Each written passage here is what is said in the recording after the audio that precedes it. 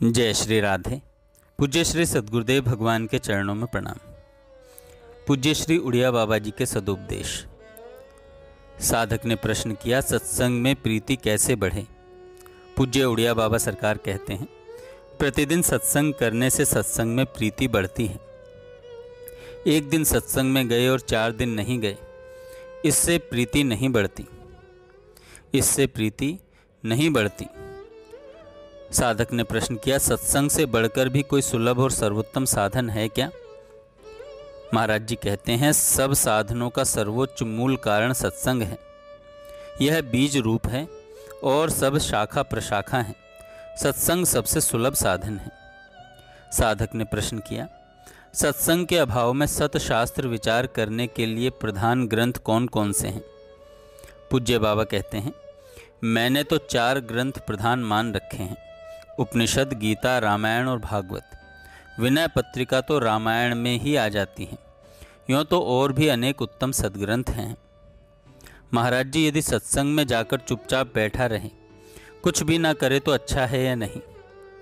महाराज जी ने कहा, अरे चुप बैठना तो बहुत अच्छा है, परंतु चुपचाप बैठता कौन है। मन तो काम करता ही रहता है, फिर भला चुपचाप बैठना कहाँ हुआ। प्रश्न, सत्संग किन्हें करना चाहिए। महाराज जी कहते हैं, सत्संग के अधिकारी तो सभी जीव हैं। मुख्यतया सत्पुरुषों को तो सदा ही सत्संग करते रहना चाहिए। सत्पुरुषों की 2 कोटियां हैं, साधक और सिद्ध। इन दोनों को ही निरंतर सत्संग करने की आवश्यकता है। इनमें साधक को तो सत्संग करने से भगवान की प्राप्ति होती है और सिद्ध को अपने प्यारे का गुणगान करने से आनंद होता है। अतः दोनों ही को सत्संग करते रहना चाहिए।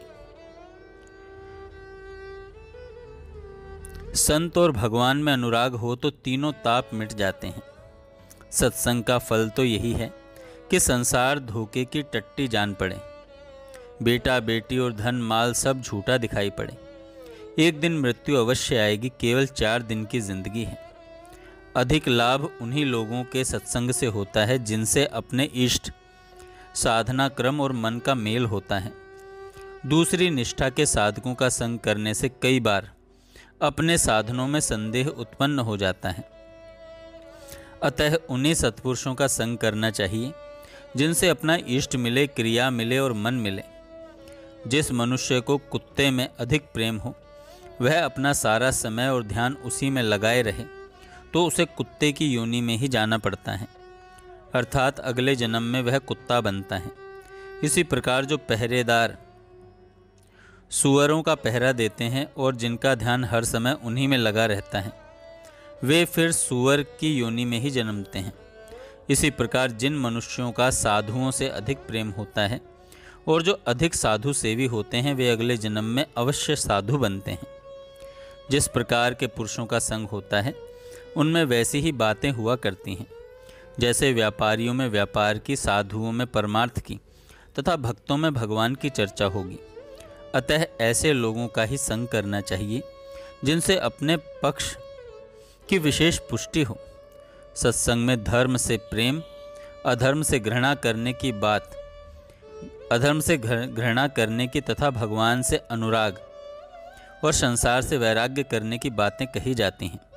इसी से सत्संग की महिमा है। मनुष्य को अपने छोटे से छोटे दोष सत्संग से प्रतीत तो हो जाते हैं, किंतु उन्हें त्यागने की प्रतिज्ञा करनी चाहिए, तभी उनसे छुटकारा मिल सकता है।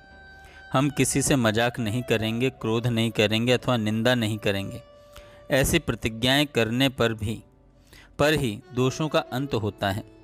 और सच पूछा जाए तो दोषों की निवृत्ति का प्रधान साधन तो गुरु कृपा ही है। यह मेरा अपना अनुभव है।